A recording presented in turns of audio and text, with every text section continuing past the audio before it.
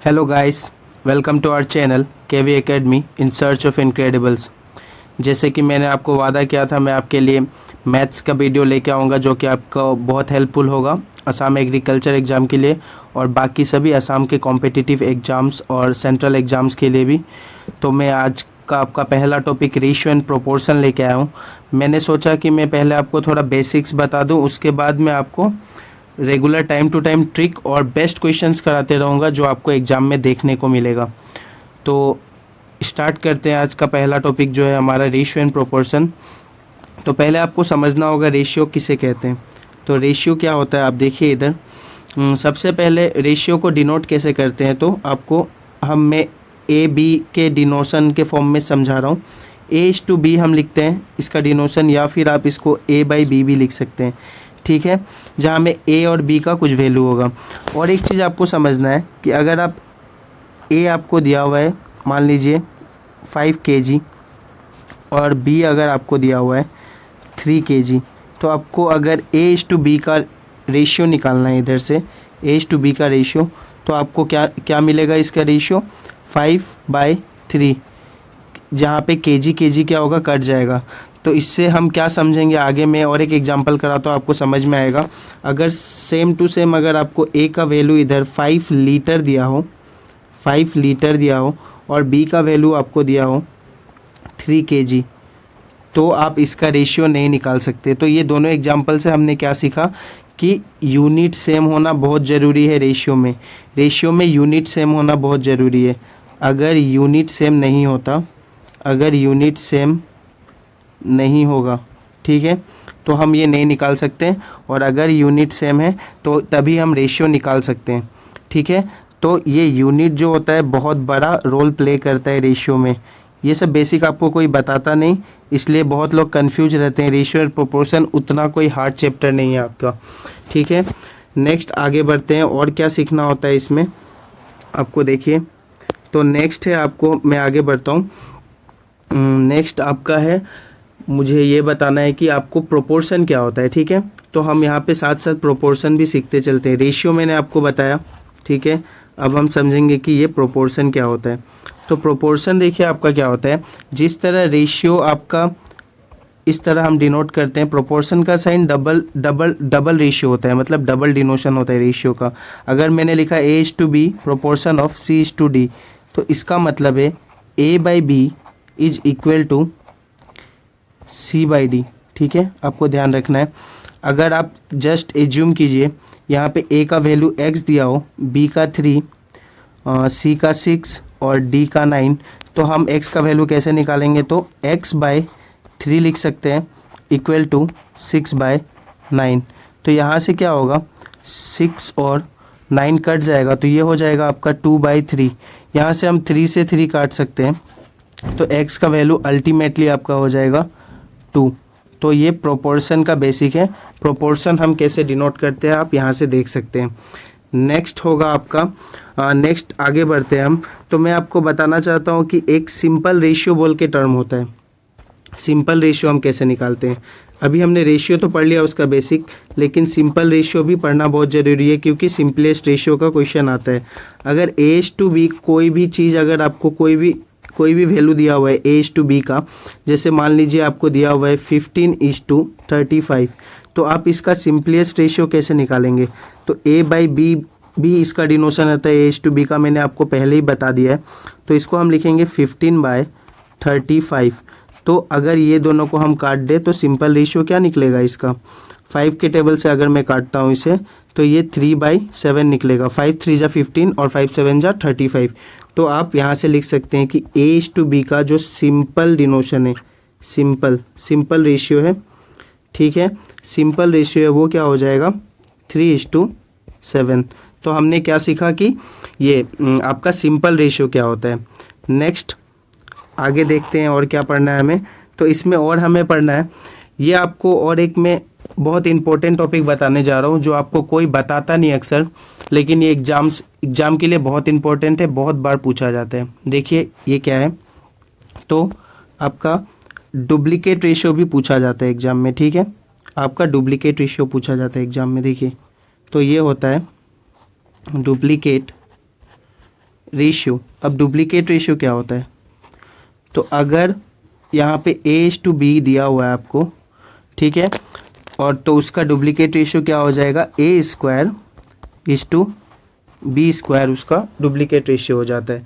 जैसे एग्जांपल के थ्रू समझते हैं, अगर A/B का वैल्यू आपको दिया है 2:3, ठीक है, तो अगर इसका मैंने आपसे डुप्लीकेट रेशियो पूछ दिया तो आप कैसे निकालेंगे, तो इसका डुप्लीकेट रेशियो होगा A²/B², मतलब इसका डुप्लीकेट रेशियो हो जाएगा 2 का स्क्वायर जो कि होगा 4 और 3 का स्क्वायर जो कि होगा 9। तो आपका आंसर हो जाएगा A/B का डुप्लीकेट रेशियो है 4:9, ठीक है। नेक्स्ट आपको पढ़ना है सब डुप्लीकेट रेशियो क्या होता है, ठीक है। नेक्स्ट आपको क्या पढ़ना है कि सब डुप्लीकेट रेशियो क्या होता है। ये सब आपको बहुत ध्यान रखना है क्योंकि आपको ये सब बेसिक कोई बताता नहीं, आपको क्वेश्चन कराते हैं सब, इसीलिए आपको प्रॉब्लम होता है एग्जाम में और आप सोचते हैं कि रेशियो और प्रोपोर्शन बहुत डिफिकल्ट टॉपिक है। बिल्कुल भी ऐसा नहीं है, ठीक है। अगर आपको A/B दिया हुआ है तो इसका सब डुप्लीकेट रेशियो हो जाता है √A/√B। उसमें क्या था, स्क्वायर होता था अगर डुप्लीकेट बोले, और सब डुप्लीकेट बोले तो बस रूट ओवर हो जाता है, आपको ध्यान रखना है। तो अगर A का वैल्यू 4 है और B का वैल्यू 9 है तो इसका सब डुप्लीकेट रेशियो हम कैसे निकालेंगे, √4:9। सबको पता है 4 किसका स्क्वायर होता है, 2 का, तो इसका रूट कितना हो जाएगा 2 और 9 का रूट कितना हो जाएगा 3। तो इसका सही आंसर क्या होगा 2:3, ठीक है। नेक्स्ट हम समझते हैं आगे और क्या पढ़ना है हमें। तो एक होता है आपका ट्रिप्लीकेट रेशियो, ठीक है।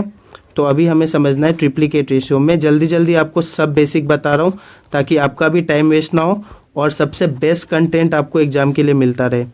ट्रिप्लीकेट रेशियो क्या होता है, जिस तरह डुप्लीकेट पढ़ा, ट्रिप्लीकेट से पता चल रहा है ट्रिपल का बात किया गया है।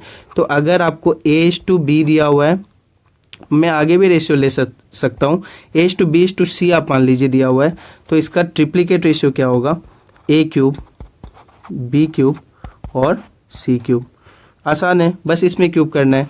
तो अगर वैल्यू हम मान लेते हैं 2, 3 और 4 मान लेते हैं, तो 2 का क्यूब क्या होता है आपको पता है 8, 3 का क्यूब क्या होता, 3 का क्यूब अभी पता करना है, 2 का क्यूब मैंने यहाँ लिखा 8, 3 का क्यूब आपका होता है 27 और लास्टली 4 का क्यूब क्या होगा आपका 64। 4 1 जा 4 बोल रहा हूँ, सॉरी, 4 4 जा 16 और 16 4 जा 64। तो क्यूब आप ऐसे निकालते हैं, ठीक है।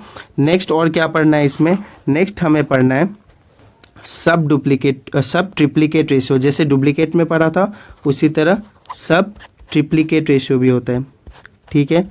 नेक्स्ट है आपका सब ट्रिप्लीकेट रेशियो, ठीक है। तो देखते रहिए। नेक्स्ट सब ट्रिप्लीकेट रेशियो भी बहुत आसान है, सेम उसी की तरह। अगर आपका A/B दिया हुआ है, कुछ वैल्यू मान लीजिए 27 दिया हुआ है और आपका 64 दिया हुआ है, तो आप इसका सब ट्रिप्लीकेट कैसे निकालेंगे, वहाँ पे रूट करते थे, यहाँ पे क्यूब रूट करेंगे। आसान है कि नहीं, आप खुद ही देख लीजिए, बहुत आसान होता है। रेशियो एंड प्रोपोर्शन ऐसे ही हवा बना के रखा हुआ है कि बहुत टफ होता है, आपको बताया जाता है, ठीक है। तो cube root of 27 and cube root of 64, बस फॉर्मूला आपको ध्यान रखना है और थोड़ा बेसिक नॉलेज होना चाहिए। तो 27 का क्यूब रूट कितना होगा 3 और 64 का 4, तो आंसर आ गया आपका 3:4, ठीक है। तो ये सारे बेसिक हमने ऐसे क्वेश्चन एग्जाम में आते हैं, मैं वो आपको बताने जा रहा हूँ। अभी सिर्फ रिकेप दूंगा, क्वेश्चन बहुत अच्छे अच्छे आपको देखने को मिलेंगे। तो रिकेप में देखिए क्या है, रिकेप में आपको क्वेश्चन इस तरीके से पूछा जा सकता है कि A/B आपको दिया हुआ है 2:3 और दिया होगा B/C दिया हुआ है आपको 3:4। तो आपसे पूछेगा A/B/C का वैल्यू, ठीक है। तो इसको करने का सबसे आसान तरीका क्या है, तो देखिए इधर आसान तरीका ये है कि इसमें आपको B का रेशियो देखिए सेम दिख रहा होगा, ठीक है। B का रेशियो आपको सेम दिख रहा है, तो जब भी B का रेशियो आपको सेम दिखेगा तो कुछ नहीं करना है, A का वैल्यू आपको 2 मिल गया, B तो दोनों तरफ ही सेम है, इधर भी 3 इधर भी 3, तो आप डायरेक्ट लिखते जा सकते हैं A का रेशियो 2, B का रेशियो 3 क्योंकि दोनों तरफ 3 है, और C तो बच गया सिर्फ एक 4, तो C का रेशियो हो गया 4। कितना आसान था, आप खुद ही बताइए।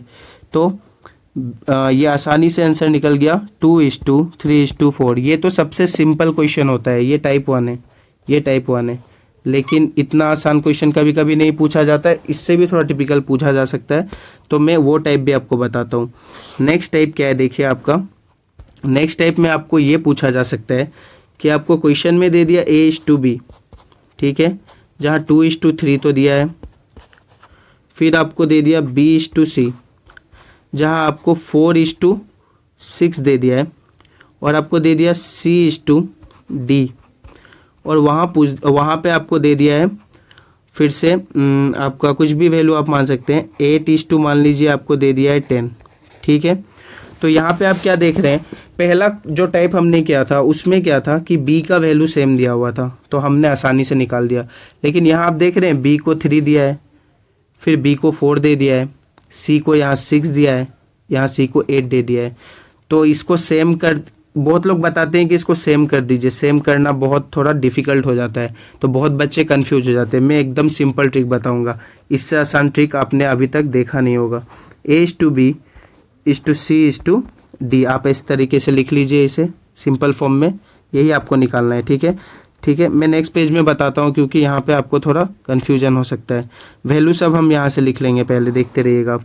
तो क्या क्या था आपका, A:B:C:D को आप ऐसे ही रख लीजिए, ठीक है। और हम देख लेते हैं क्या क्या वैल्यू था।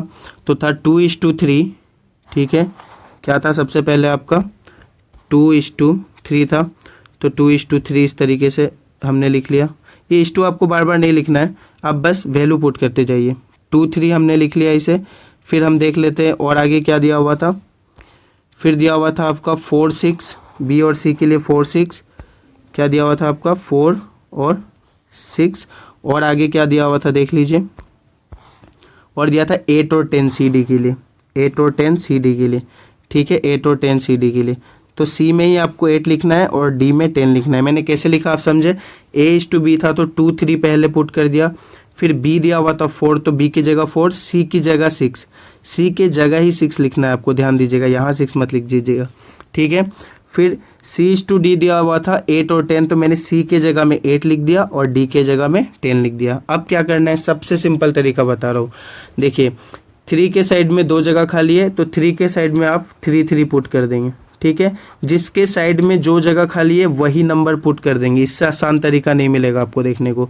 4 के जगह में साइड एक खाली है तो आप 4 लिख देंगे, 6 के जगह में एक 6 खाली है तो आप 6 लिख देंगे, और 8 के जगह में 2 8 खाली है तो आप 8 लिख देंगे।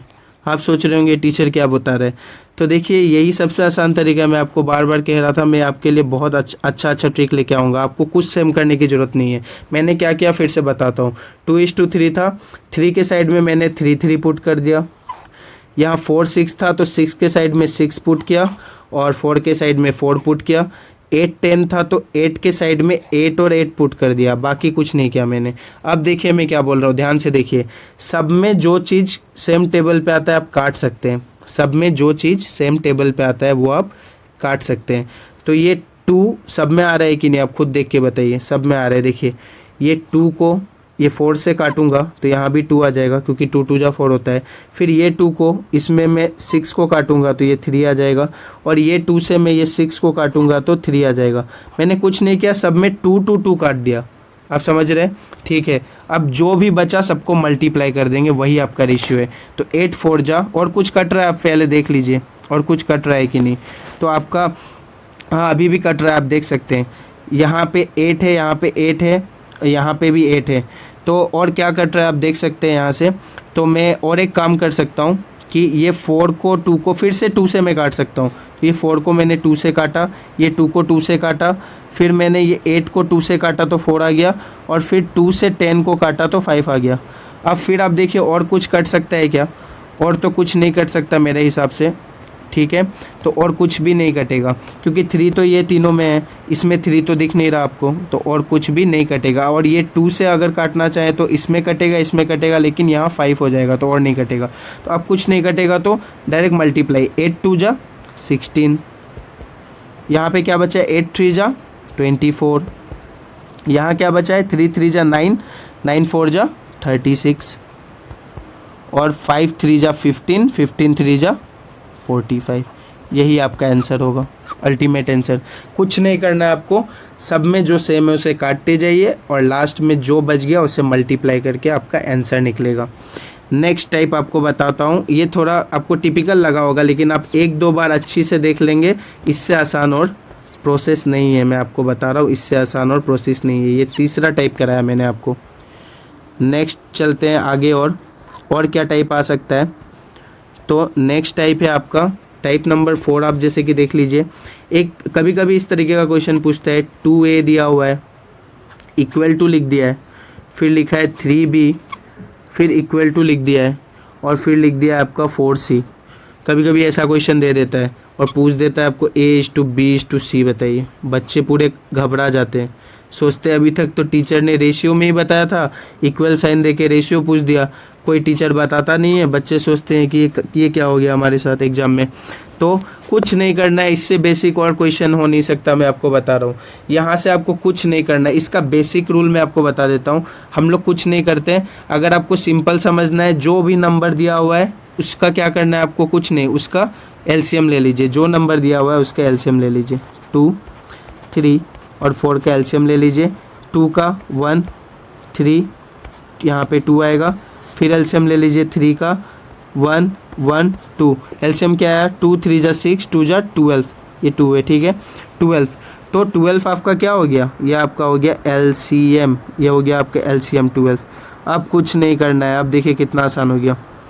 कुछ नहीं करेंगे हम, बस इस 12 को जो जो नंबर है उससे डिवाइड करते जाएंगे। देखिएगा, a/b/c आपको डायरेक्ट निकालना सिखा रहा हूँ। 12 डिवाइडेड बाई 2, पहले के लिए क्या करना है, एलसीएम जो आ गया उससे एक एक करके डिवाइड करते जाएंगे। तो a के लिए क्या होगा, एलसीएम डिवाइडेड बाई 2 क्या आया 6, एलसीएम डिवाइडेड बाय 3। कौन सा नंबर ले रहा हूँ आपको पता होना चाहिए, a के आगे वाला, b के आगे वाला, ये हो जाएगा 4। और एलसीएम डिवाइडेड बाय c के आगे क्या है 4, तो 4 से काट दीजिए 3। तो रेशियो अल्टीमेटली क्या आ गया, 6:3 और 6:4:3। मैं नेक्स्ट पेज में लिख देता हूँ अगर आपको दिक्कत हो रहा हो तो, ठीक है। तो एलसीएम क्या आ गया, 6:4:3। ये किसका रेशियो हो गया आपका, a/b/c का। आसान था कि नहीं, आप खुद ही बताइए। ये बहुत आसान ट्रिक मैं आपको बता रहा हूँ, इससे आसान नहीं होगा। और एक बार मैं इस तरीके का और एक क्वेश्चन करा देता हूँ कि आपको कोई प्रॉब्लम ना हो, कभी भी आपको ये ना लगे कि टीचर आगे भाग रहा है। आपको ऐसा कभी नहीं लगना चाहिए, क्योंकि मैं यहाँ पे आपका, मेरा मेन मोटिव है आपको पढ़ाना, और ऐसा पढ़ाना कि एग्ज़ाम में आपको कोई प्रॉब्लम ना हो उससे, ठीक है। तो देखिए फिर से एक क्वेश्चन करते हैं। अगर मैंने लिख दिया 3a/9b और कुछ भी मान लीजिए आप 18c, ठीक है, मैंने लिख दिया (टू नहीं, ये इक्वल टू का पार्ट था ना, ठीक है, इक्वल टू दिया हुआ है। और पूछा है आपसे a/b/c पूछा है आपसे, ठीक है, ये पूछ दिया। फिर से करेंगे, कोई प्रॉब्लम नहीं है। क्या बताया था इक्वल टू के क्वेश्चन के रूल में, क्या बताया था मैंने, एलसीएम ले लीजिए 3, 9 और 18 का। बहुत लोग एलसीएम नहीं भी लेते, उन्हें डायरेक्ट आता है एलसीएम निकालना। सबसे बड़ा इसमें से 18 है, 18 सब में आ रहा है तो एलसीएम है। लेकिन मैं बेसिक बता रहा हूँ, इसलिए आसानी से बताऊँगा आपको एक एक स्टेप। 3 का टेबल में 3 1 बार में, 9 3 बार में, ये 6 बार में, फिर 3 का टेबल में ये 1, ये 1 और ये 2। तो 3 3 जा 9, 2 जा 18। मैंने क्या कहा था, एलसीएम 18 आएगा, आया कि नहीं। तो आपको एलसीएम निकालना भी नहीं है, आपको दिमाग लगाना है तीनों में कौन सा ऐसा बड़ा चीज़ है जो तीनों में आ रहा है। मतलब 18 है जो 3 के टेबल में भी आता है, 9 के भी टेबल में आता है और 18 के भी टेबल में आता है, तो वही होगा एलसीएम। और क्या मैंने बताया था, क्या तरीका है इससे निकालने का, तो बहुत ईजी तरीका है। अब हम लोग निकालने जा रहे हैं a/b/c। कुछ नहीं करना है, सब में आप एलसीएम लिख दीजिए, और उस नंबर से डिवाइड कर दीजिए जो नंबर के साथ वो था। तो a के आगे क्या नंबर था, 3 था, b के आगे क्या नंबर था, 9 था, और c के आगे क्या नंबर था, 18 था। तो लिख दिया हमने, बस काट दीजिए, यही आपका रेशियो है। इससे आसान तरीका और क्या हो सकता है। 6:9 के टेबल में 2 बार में और 1, 6:2:1 इज योर आंसर। इससे और आसान तरीका आपको देखने को नहीं मिल सकता एग्जाम में, ठीक है। आपको ध्यान रखना है, ये बेस्ट जितने भी मैंने अभी आपको क्वेश्चन या टाइप कराए हैं ये आपके लिए बेस्ट है। और आगे मैं आपको और भी बेसिक देते ही रहूँगा, लेकिन साथ साथ में क्वेश्चन भी लेके आऊँगा, क्योंकि क्वेश्चन करना बहुत इंपॉर्टेंट है एग्ज़ाम के लिए।